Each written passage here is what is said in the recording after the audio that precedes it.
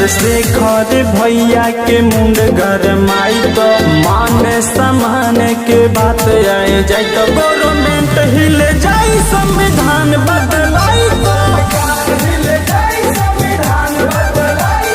बाबा साहब अमर है,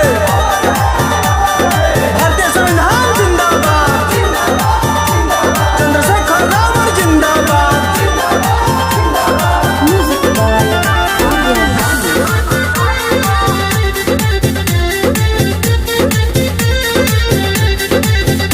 एहो बहुजन के लोगवा तू बदल विचार अपन हो के खातिर आके लड़ हो। ढेर लोगवा के नजर संविधान के ऊपर जागो ये बहुजन जाग हो। धीरज के लिखल राकेश जदि गाई तो करी